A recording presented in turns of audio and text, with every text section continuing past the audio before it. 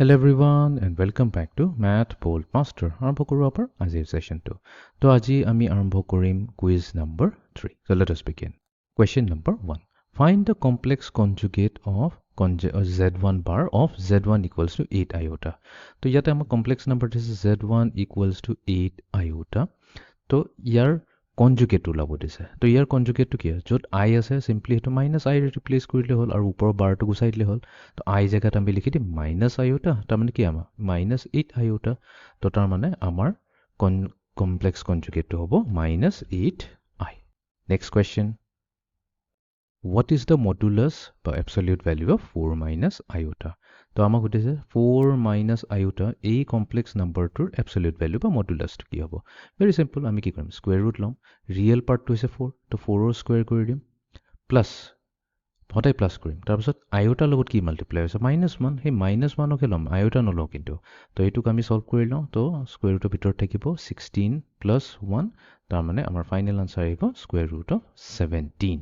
তো ইয়াতে আমি square root symbol টো লৈ লম, square root of, আৰু ইয়াতে আহিব আমাৰ 17. Okay, এতিয়া আমি যাওঁ next question টো লৈ। ইয়াতে আছে z equals to 1 plus iota divided by square root of 2.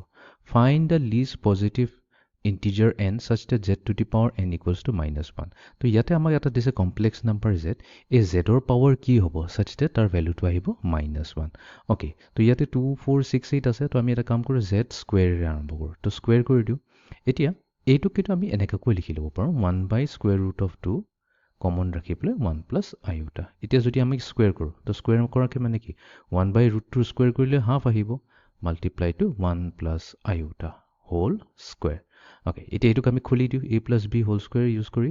তো এইটো হ'ব a plus b plus 2ab plus b square, a plus 2ab plus b square. তো এইটো হৈ গ'ল হাফ 1 plus 2 iota। এতিয়া iota স্কোয়াৰ কি হয়? -1। তো 1 and -1 গ'ল। তো ইয়াতে হৈ গ'ল আমাৰ half of 2 iota। তো 2 and 2 cancel, তো আমাৰ তাত থাকি গ'ল iota। তো তাৰ মানে z স্কোয়াৰৰ ভ্যালু ইয়াতে আমাৰ আহিছে iota, বাট z স্কোয়াৰ iota ললে নহব। z স্কোয়াৰ আহিছে iota, বাট আমাক লাগে -1। তো আমি এটা কাম কৰি আকৌ এবাৰ স্কোয়াৰ কৰি দিওঁ। z স্কোয়াৰক যদি আকৌ স্কোয়াৰ কৰি দিওঁ আমি z to the power 4 পাই যাম। এফালে পাই যাম আমি কি iota স্কোয়াৰ। তো এটা z to the power 4 হৈ গ'ল iota স্কোয়াৰ, বাট iota স্কোয়াৰ ভ্যালু হৈছে -1। তো তাৰ মানে আমাৰ কি হ'ব? অপশন এ টো ইয়াতে কাৰেক্ট হ'ব। অপশন এ আমি সিলেক্ট কৰি লওঁ। Okay, next question. So ইয়াতে দিছে z এটা complex number হয় 1 plus iota x into 1 minus iota x, where x is a real number. সুধিছে what is the modulus of z, তাৰমানে mod z value টো কি হ'ব? Okay, z দিছে 1 plus iota x 1 minus i, but এইটোতো a plus b into a minus b ফৰ্মেটত আছে। তো কি হ'ব আমাৰ 1 square minus iota x whole square। তো এতিয়া এইটোক আমি খুলি লওঁ। তো আমি এতিয়া কিন্তু z লৈ আছো, এতিয়ালৈকে মডুলাছ লোৱা নাই। So 1 square 1 হ'ব minus iota square x square equals to 1. এতিয়া iota square হৈছে -1, তো -1 x square। তো ফাইনেলি কি পাম? 1 plus x square। তো আমি z ৰ ভ্যালু পাই গলো, z হৈ গৈছে equals to 1 plus x square। বাট এতিয়া আমাক ওলাব দিছে কি? আমাক ওলাব দিছে absolute value of z। এইটোক যদি আমি এতিয়া স্ট্যান্ডার্ড ফৰ্মত লিখো, ৰিয়েল পাৰ্ট আছে খালি দেই, real part plus 0 into iota, তো a plus iota into p ফৰ্মেটত আনলো।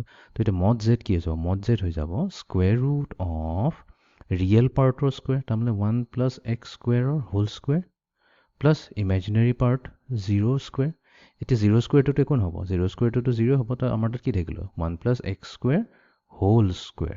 তো এতিয়া স্কোয়াৰ ৰুটৰ ভিতৰত এটা পাৰফেক্ট স্কোয়াৰ আছে, তো তেনে পাৰফেক্ট স্কোয়াৰ গুচি যাব, 1 plus x square থাকিব। তো ইয়াতে অপশন কিন্তু বি হে ট্ৰু হ'ব, অপশন কিন্তু চি নহ'ব। সেইকাৰণে দৌৰাদৌৰিকৈ নকৰিব, দৌৰাদৌৰিকৈ কৰিলে খেলি মেলি হৈ যাব পাৰে, সেইকাৰণে অলপ চাই চিতি কৰিব লাগিব। তো অপশন বি হৈ যাব আমাৰ কাৰেক্ট আনসাৰ। ওকে, এতিয়া আমি যাওঁ ফাইনেল কুৱেশ্যনটো লৈ। সো ইয়াতে আছে z equals to 1 minus iota square root of 3 divided by 2. আমাক কৈছে what is the least positive integral value of m such that z to the power m equals to 1. ঠিক আছে, তো এইটো ওলাব দিছে। তো এতিয়া আমি এটা কাম কৰোঁ। তো প্ৰথমতে আমি z স্কোয়াৰ ওলাই লওঁ। তো ইয়াতে আমি z স্কোয়াৰ ওলাম, বাট z স্কোয়াৰ ওলোৱাৰ আগতে এটা বস্তু কৰি লওঁ। এইটোকতো আমি ৰিৰাইট কৰি এনেকৈ লিখিব পাৰিম half whole multiply to 1 minus iota square root of 3. তো আমি ট্ৰাই কৰিম যে z স্কোয়াৰ যদি হয়, বিকজ ইয়াতে 2 অপশন আছে, z to the power 2 কৰোঁ, যেনে 1 আহিব নে নাই।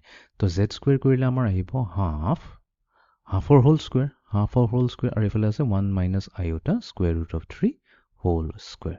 ওকে, তো 1/4 এতিয়া এটো কি কৰিম a minus b whole square দি আমি এক্সপেন্ড কৰিম তো এটো হ'ব a square minus 2a into b plus b square হ'ব I square into 3 তো এটোৱে দিব আমাক 1/4 1 minus 2 root 3 iota এটি I square হৈছে -1 তাৰমানে আমি পাম -3 তো এটোৱে দিলে আমাক 1/4 1 minus 3 হৈ যাব -2 -2 minus 2 square root of 3 iota এতিয়া 2 আৰু 2 আমি ইয়াৰ পৰা ফেক্টৰ আউট কৰি ল'ব পাৰিম তো আমি কি ল'ব পাৰিম 2/4 ল'ব পাৰিম বা -2 যদি লৈ লওঁ তেনেহ'লে আমাৰ তাত থাকিব 1 plus square root of 3 iota ঠিক আছে তো -2/4 তাৰমানে কি ইয়াতে আমাক z square দিলে z square আমাক দিছে -half right -half 1 plus iota square root of 3 okay but এটো তাৰমানে m ৰ ভ্যালু যদি আমি 2 লওঁ তেনেহ'লে আমি এইটো এক্সপ্ৰেছনে পাম 1 2 পোৱা নাই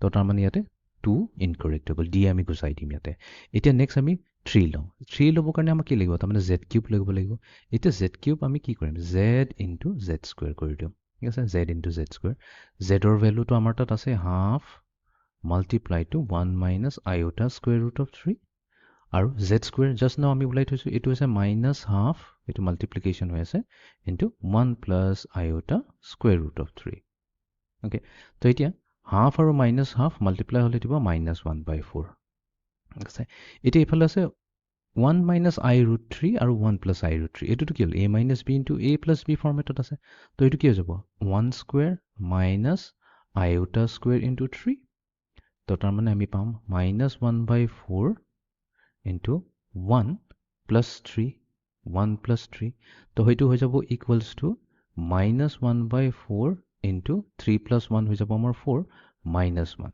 তাৰ মানে আমি কি z কিউবত কিন্তু -1 হে পালো তো তাৰ মানে কি এইটো ট্ৰু হ'ব নোৱাৰে বাট এটা বস্তু চোৱা এতিয়া আমি আৰু সলভ কৰিব নালাগে বিকজ আমাক কি লাগে আমাক এটো ইকুৱেলছ টু 1 কৰিব লাগে -1 যদি স্কয়াৰ কৰো আমি জানো এটো 1 আহিব z কিউব কি হৈছে z কিউব হৈছে ইকুৱেলছ টু -1 জাস্ট নাও আমি উলিয়াইছো তেনেহলে এটোক যদি বোথ সাইড স্কোয়াৰিং কৰি দিও তেনেহলে -1 কি হৈ যাব পজিটিভ হৈ যাব পজিটিভ 1 আহি যাব তেতিয়াটো আমাৰ 1 আহিব আৰু z কিউবৰ স্কয়াৰ মানে কি z টু দি পাৱাৰ 6 হৈ গল তো তাৰ মানে ইয়াতে আমাৰ অপচন বি টো ট্ৰু হ'ব তাৰ মানে m ৰ ভ্যালু হ'ব লাগিব 6 ওকে তো এটো আছিল আমাৰ আজিৰ কুইজ সেশনটো য'ত আমি কমপ্লেক্স নাম্বাৰৰ ওপৰত কেটামান কুইজ প্ৰবলেম সলভ কৰিলো স্পেশালি আমাৰ কি আছিল ইয়াতে মডুলাছৰ ওপৰত আমি কেটামান প্ৰবলেম সলভ কৰিলো so see in the next session thank U